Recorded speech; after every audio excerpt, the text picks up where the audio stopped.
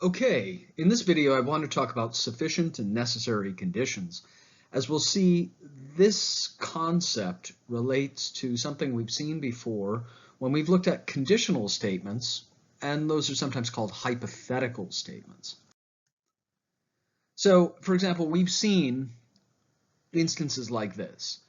If one is an aunt, one is a female. Right? If A, then F. And of course, we symbolize this in logic with this little symbol right here, the horseshoe, or sometimes it's symbolized with something that looks like this, like an arrow. It doesn't really make any difference. So what this basically means is, if one is an A, right, then one must be an F, right? So if the statement is true, whenever you have A, you've got to have F. And so this type of statement, as we've seen before, is usually called a conditional statement, but sometimes colloquially it's referred to as a hypothetical. And it's probably easy to see why, because a hypothetical, like a conditional, suggests that something is hypothetically the case or conditionally the case. It's if something, then something else. Now, we've also seen, although we looked at this very briefly, that the if part of the conditional is called the antecedent condition. It's sometimes called the sufficient condition. And the then part is called the consequent or the necessary condition. So one way to think about this is as follows, right? If it's the case that we have the A, we can only have the A. It's necessary if we have the A that we have to have the F. That is if the statement is true, right? In other words, if it's true that all aunts are female, then it would be the case that whenever we have an A, it's necessary that we have an F. Equally, right? Obviously, one way of being a female would be if one is an aunt, right? In other words, being an aunt is a sufficient condition for being a female, right? But note, sufficient doesn't mean necessary, right? You probably know some people who are female who are not aunts at all. They don't have a niece or a nephew, right? So we don't want to confuse sufficient and necessary conditions. Just because something is a sufficient condition for something doesn't mean that it's also a necessary condition for something. So let's take a look at some examples like that. So suppose I said, if something is a rabbit, it's an animal. Well, that looks like a true statement, right? Unless I was talking about a car. There used to be a car called the Volkswagen Rabbit, for example. But if I'm just talking about, little bunny rabbits, clearly I'm thinking about animals. So we'll just take the statement as being true. So that means if R, then A. Okay. Put another way, being a rabbit is a sufficient condition for being an animal, right? One of the ways of being an animal is being a rabbit. But equally, you could be, right, a cat and you could be an animal, right? You don't necessarily have to be a rabbit in order to be an animal. It's sufficient, it's enough if one is or something is a rabbit that it's an animal. But equally, it's also the case that, look at this, right? Can you be a rabbit without being an animal? No, obviously not, because being an animal, right, the consequent here, is necessary for the R, right? You can only have R if you have A, because A is necessary for R. Being an animal is necessary for being a rabbit. How about this? Given that you're in Mississippi, you're north of Central America. Okay, well, let's symbolize that as if M, then C. Well, again, being in Mississippi is sufficient for guaranteeing that you're north of Central America, right? But it's obviously not the only way. I mean, for example, you could be in Mexico and you would be north of Central America, right? So like Mississippi, being in Mexico or being in Canada or being in Chicago, all of those would be sufficient conditions for being north of Central America. However, notice something else, right? If you're in Mississippi, it's absolutely essential, right, that you are north of Central America. In other words, Central America is, or being north of Central America is necessary, right, for being in Mississippi, just like it would be necessary for many things, being in Canada, being in Chicago, being in Miami, and so on. Being a car is sufficient for being a vehicle. Well, that's a true statement, right? So we symbolize that if C, then V. Now notice that doesn't mean this. It doesn't mean that if you have a V, you have a C. It doesn't mean that all vehicles are cars, does it? Because you could have, a truck, which, generally speaking will not be classified as a car. You could have an airplane, that's a vehicle. You could, I guess it's debatable. A Segway might qualify as a vehicle, right? A motorized skateboard might be a vehicle. A motorcycle is a vehicle, certainly, and they're not cars, right? So again, you don't want to confuse sufficient and necessary conditions. So if you remember this example from the previous slide, we symbolize that like that. Now, what if somebody said the following? It can only be a rabbit if it's an animal. What does that really mean? Does that mean if you're an animal that you have to be a rabbit? No, it doesn't mean that. It actually means, right, the only way you can be a rabbit is if you're an animal, right? Which means, again, if R then A. The only difference between these two statements, right, is that they're phrased slightly differently, right? This one says if you're a rabbit, if you have that sufficient condition, then you must be an animal. Over here we have the only. The only really means that it's necessary, right? It's the necessary condition. I apologize for my handwriting. So even though these two sentences look a little different, they're actually symbolized the same way. They mean the same thing logically. That second statement doesn't mean that if something's an animal, it's a rabbit. It means if it's a rabbit, it's got to be an animal. How about this? In order to be a car, it's necessary for it to be a vehicle. Well, again, that means that the only way that you can be a car is if you're a vehicle. That doesn't mean that if you're a vehicle, or it would be very strange if you're a vehicle, or if I'm a vehicle, but if something is, it doesn't mean if something is a vehicle that it's got to be a car. Because as we saw before, it could be a train, it could be, a space shuttle, it could be, a motorcycle, and doesn't necessarily have to be a car, right? So when somebody says, in order to be a car, it's necessary to be a vehicle. In order to be, it's necessary really means that V is the necessary condition. So we've seen that the if is the antecedent or sufficient condition, and the then part is the consequent, right? The thing that comes after the antecedent is going to be the consequent or necessary condition. So being a cat is a sufficient condition for being an animal. Okay, so if C, then A. Being an animal is a necessary condition for being a cat. How would you symbolize that? Well, same way, right? Because if I say, look, man, the only way that you can be a cat is if you're an animal, I'm not committed to the view that all animals, that any animal has to be a cat. I'm really saying that if you're a cat, you've got to be an animal. All right, consider this. Drinking water is a blank condition for quenching one's thirst. Is that a sufficient condition or is that a necessary condition? Right? Is it necessary that you drink water in order to quench your thirst?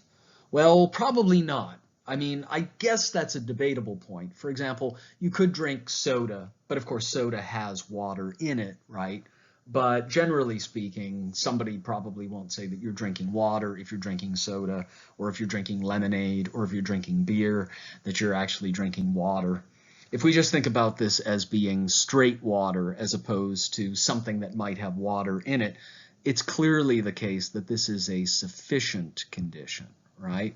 But sufficient doesn't mean that it's necessary, right? In other words, say somebody's thirsty, and then a few minutes later they say, well, thank goodness, I've quenched my thirst. You can't automatically assume that they had water. They might have had something else to drink. So drinking water might be a sufficient condition, but it's not really a necessary condition for quenching thirst. Having a racket is a blank condition for playing tennis. Well, having a racket certainly is a, well, let's see. We have to have a racket in order to play tennis, don't we? Because, you know, you have rackets and you have a tennis ball and you probably need a court and, you know, probably a net and maybe lines that are painted or drawn on the ground. And then the ground is probably made up of clay or concrete or something else like that, right? So it looks like a racket is going to be necessary, right? It's a necessary condition. It's essential to have a racket to play tennis. But notice, it's not the only necessary thing, because we need other things like a net. You probably need another player, or maybe if you're playing doubles, you need, you know, if it's you, you'd have to have a partner, and then you'd have to get 2 other people, and so on. So having a racket, just like having a net, is just a necessary condition. It's not sufficient. It's not enough to actually be playing tennis. You'd actually need to add to that list of necessary conditions to be able to play it. Pulling a cork is a blank condition for drinking an expensive bottle of wine.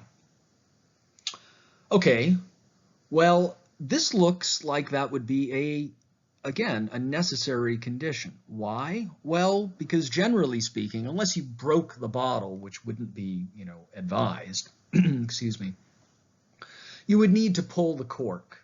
When I say need, I really mean it would be incumbent upon you. You'd be required to. It would be necessary for you to pull the cork in order to drink an expensive bottle of wine. However, it wouldn't be sufficient for drinking an expensive bottle of wine. Say you remove the cork, and then, you know, maybe you don't have any glasses, or maybe, you know, you decide you don't want to have anything to drink that night, or, you know, whenever you're drinking. So obviously you can pull the cork without necessarily drinking, right? So it's not an essential, it's not a sufficient condition for drinking. It is a necessary condition, though, under most circumstances. Burning paper is a blank condition for producing smoke. Okay. Well, if you've ever burnt paper before, you know the paper produces smoke. So it could be true to say that if you burn paper, right, you will produce smoke, right? However, is it true to say that if you have smoke, that you must be burning paper? Does it mean that? No, it really doesn't, right? So burning paper is actually a sufficient condition, but it's not a necessary condition. That is to say, one of the ways of producing smoke is burning paper. But there are other things. You know, you could have a forest fire and there may not be any paper that's actually burning, but you still have smoke. So it clearly means if B, then S. It doesn't mean if S, then B. Swimming in a pool is a blank condition for cooling off. Well, if you've ever cooled off before, say on a hot summer day, have you always done that by swimming in a pool? I know I certainly haven't, right? So I would say again, this is a sufficient condition, but it's not a necessary condition. You might cool off by having maybe a cold drink, or by being in an air-conditioned environment, or, you know, maybe swimming in a lake rather than in a pool. Okay, how about this? Eating cheese is a sufficient condition for ingesting a dairy product. Is that a true statement or a false statement? Well, if you eat cheese, you are ingesting a dairy product, I guess, right? So if C, then D. On the other hand, is it true that if you have a dairy product that you must be having cheese? The answer is no, right? You could be drinking milk and you're technically not drinking cheese. That would be a bit odd. So really, right, this is a true statement, right? Because if C, sufficient condition, D. So this is true. If it said eating cheese is a necessary condition for ingesting a dairy product, that would actually be false. Living in Santa Clarita is a necessary condition for living in California. Okay, so if you're in Santa Clarita, you're in California, and then we also have if you're in California, you're in Santa Clarita. Okay, which one of these is symbolized correctly? Well, necessary condition for living in California. So living in California, the C, right? Or excuse me, yes, the living in California should be the sufficient condition for living in Santa Clarita, because living in Santa Clarita is the necessary condition. The necessary condition has to be the consequent, right? So it clearly means this, right? It means if you're in California, it's necessary that you be in Santa Clarita. Is that a true statement? The answer is no, because you could be in Burbank, you could be in Sacramento, you could be in any number of different places. If it said that Santa Clarita is a sufficient condition for living in California, that would be all right. That would be a true statement, because it's certainly one way of being in California. Just like being a cat is one of the sufficient ways of being an animal, but it's not necessary that being an animal requires that you're a cat. Being a natural-born citizen is a sufficient condition for being U.S. president, right? So being a natural-born citizen would be sufficient for being a U.S. president, right? Does it mean that? Well, it looks like that's correctly symbolized, right? If N, then U.S. president, right? So in that case, right, we have to ask, well, is that actually true, right? Well, there's some debate about exactly what the requirements of being a natural-born citizen are, but generally it's thought to minimally require being born in the United States or in a territory or on an army base, right? So you might think about that. How many people do you know that would qualify as natural-born citizens in those ways? So, for example, somebody born in California, somebody born in a U.S. state, somebody born in Guam, which is a U.S. territory, somebody born in Puerto Rico, which is a U.S. territory, and so on. Somebody born in an army base in Germany of like American parents and so on. There are millions and millions and millions of people like that. Are they all the U.S. president? No. So this statement is absolutely false. Being a natural-born citizen, right, along with being, I think, resident in the U.S. for at least 7 years prior to the election and being at least 35 years of age are, the 3 constitutional requirements for being a U.S. president. But those are all necessary conditions. They're not sufficient conditions. Most people who meet those criteria, right, they've lived in the country for a certain period of time, they're natural-born citizens, and they're over the age of 35, or at least 35, I should say. Most people who fit those qualifications will never be U.S. president, right? So that's a false statement. Now, last thing I wanted to cover here is there are some situations in which something can be both the sufficient and necessary condition for something. So, for example, if somebody said being the number 7 is sufficient for being an odd number between 6 and 8, okay? And we symbolize that as if 7, then 7. Because what is an odd number between 6 and 8? Well, look at this. You have 1, 2, 3, 4, 5, 6, 7, 8, okay? So 6 and 8 are even numbers. The only odd number, right?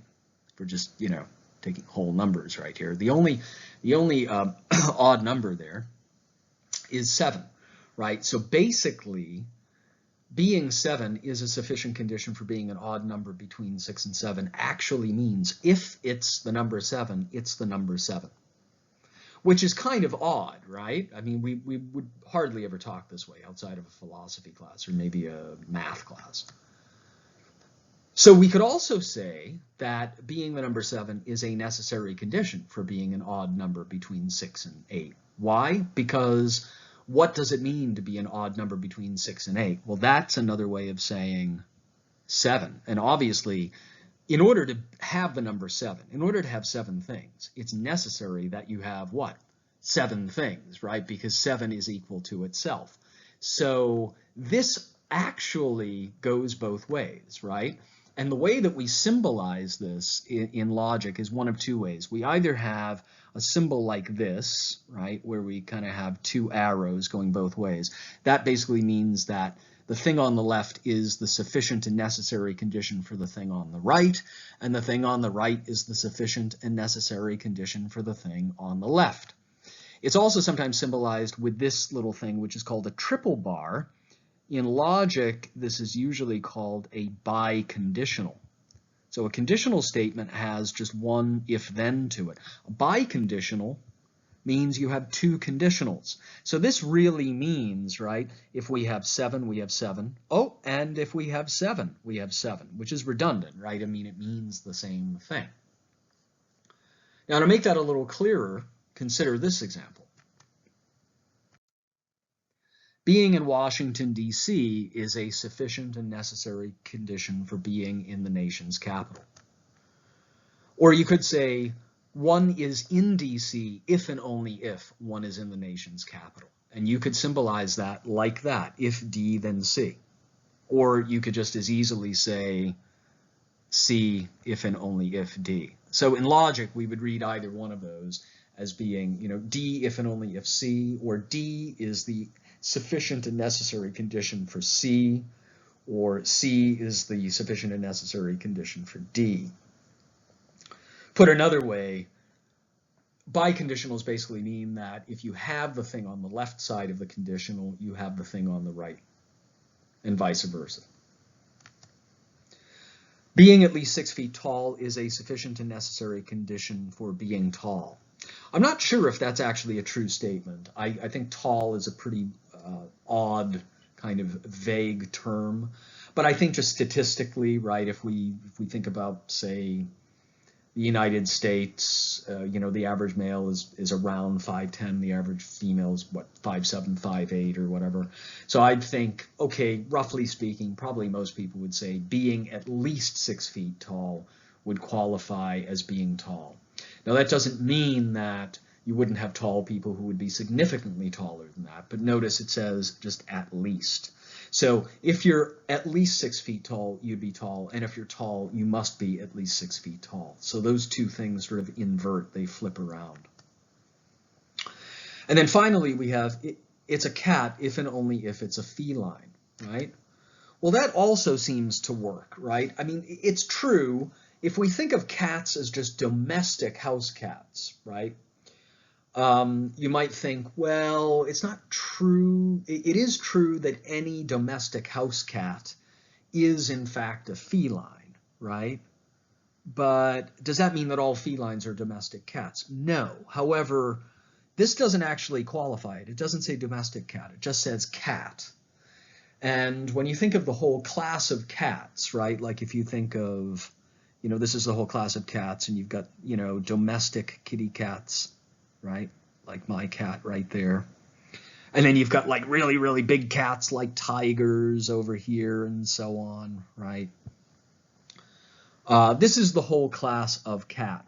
And if you ask a biologist what makes that what it is, it's going to be something like, it's a feline animal or organism or something like that. So you could say that this statement is actually, broadly speaking, true, right? If we're talking about any cat, we're talking about a feline, and I guess if we're talking about any feline, we're talking about a cat. So anyway, that's the way that you would symbolize that. But keep in mind, right, this kind of symbol, right, does not mean the same thing as just the horseshoe or arrow symbol, right? So it might be true to say if it's a cat, then it's got to be a feline, and if it's a feline, it's got to be a cat. But it's not going to be true to say that just because something is a cat, it's an animal, that it has to go the other way, that if it's an animal, it's got to be a cat. That's obviously not going to be the case. So you want to be very, very careful when you have conditional statements that you don't go flipping them around all the time. You really don't want to confuse the if and the then, or as we said, the sufficient and the necessary condition. Okay, I hope this was helpful. Email with questions. Thank you. Have a good one.